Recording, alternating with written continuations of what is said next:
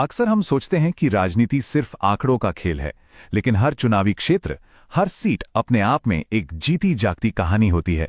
लोगों की, उनकी उम्मीदों की, उनके असल मुद्दों की। आज हम मणिपुर के सुगनु विधानसभा क्षेत्र की कहानी को गहराई से समझेंगे। हम ये देखेंगे कि कैसे डेटा और जमीनी हकीकत जब एक साथ मिलते हैं तो हमें ये दिखाते हैं कि लोगों के लिए वाकई क्या मायने रखता है और कैसे जन केंद्रित राजनीति का एक सही खाका तैयार किया जा सकता है। ये सिर्फ एक नक्शा नहीं है, ये सुगनू का दिल है। इन लकीरों के अंदर घर हैं, खेत हैं और वो बाजार हैं जहां मेतेई और शांगपा समुदाय के लोग हर रोज एक दूसरे से मिलते हैं। यहीं पर उनकी चिंताएं, उनकी उम्मीदें एक दूसरे से टकराती हैं और राजनीति की जो असली कहानी है वो यहीं से शुरू होती है। इस बहुत ही सीधी सी बात से कि एक सीट सिर्फ एक नंबर नहीं बल्कि एक पूरा समुदाय है। तो कोई भी रणनीति बनाने से पहले सबसे जरूरी क्या है? सबसे जरूरी है जमीन की आवाज सुनना, यह समझना कि लोगों की असली चिंताएं क्या हैं, उनकी प्राथमिकताएं क्या हैं।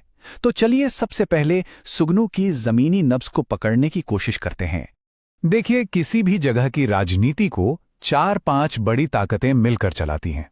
राजनीतिक तौर पर देखें तो जातीय तनाव और नेताओं का दल बदल ये माहौल को अस्थिर रखते हैं।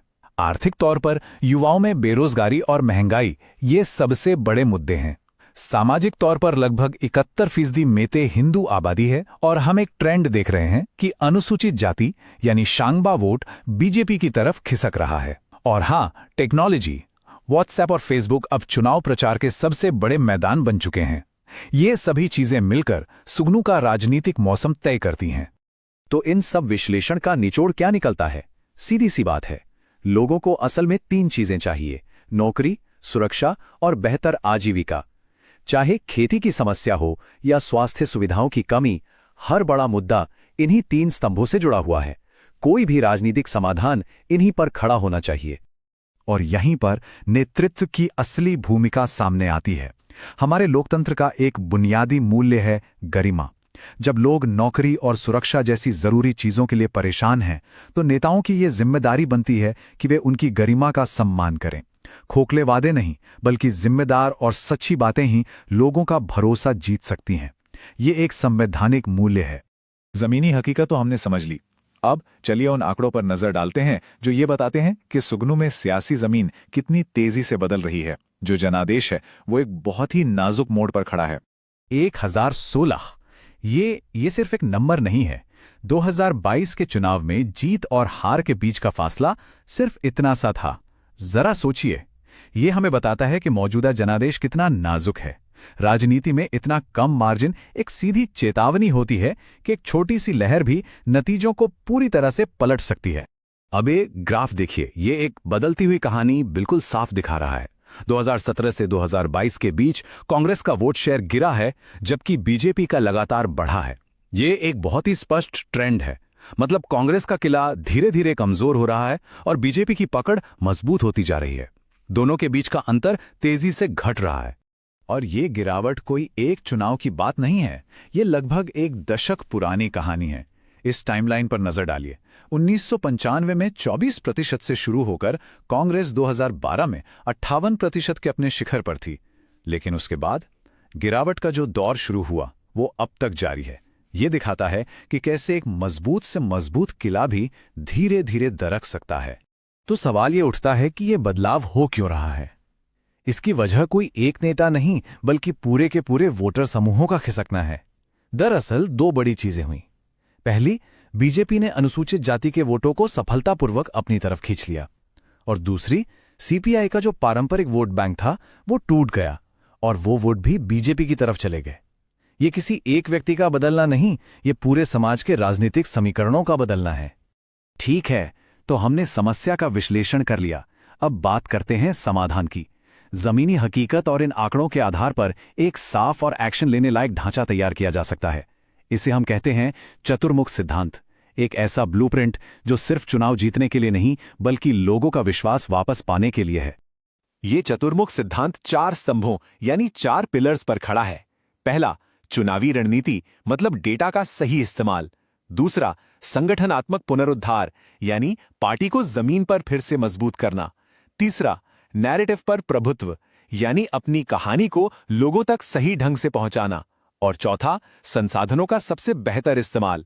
ये चारों मिलकर ही एक मजबूत ढांचा तैयार करते हैं।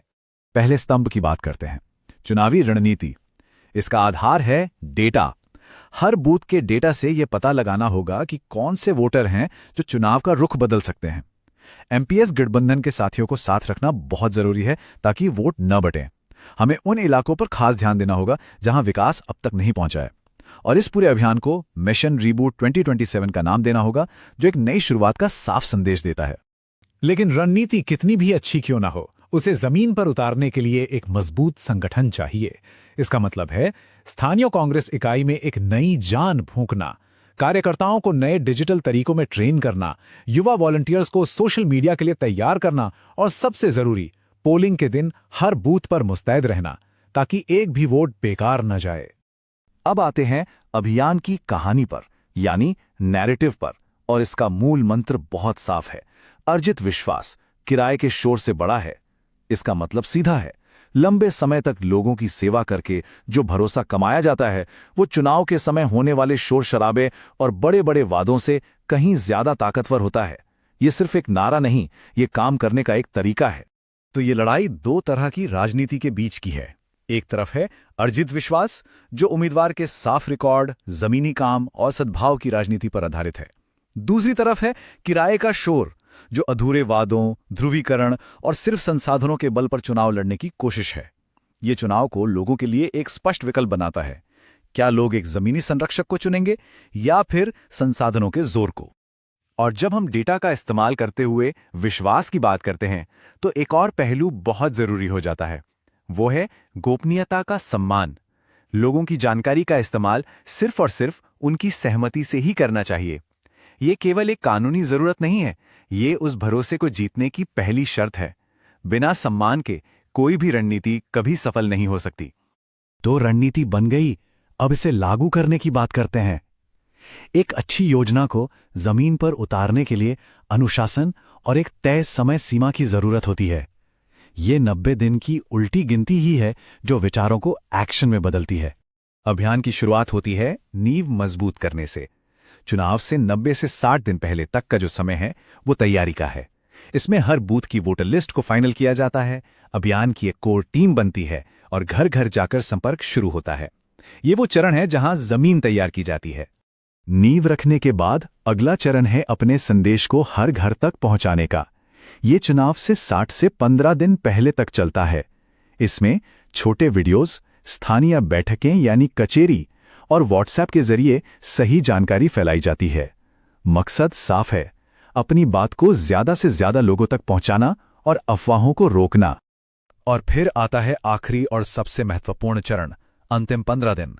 यहां मुकाबला अपने चरम पर होता है। सोशल मीडिया पर धुआंधार प्रचार होता है, गलत सूचनाओं से लड़ने के लिए एक फैक्ट फैक्ट्री काम करती है, और चुनाव के दिन हर समर्थक को पोलिंग बूथ तक लाने की पूरी तैयारी की जाती है। यही वो चरण है जो असल में जीत को पक्का करता है। सुगड़ों की ये कहानी सिर्फ एक सीट की नहीं है, ये आज की राजनीति की एक बड़ी सच्चाई को दिखाती है।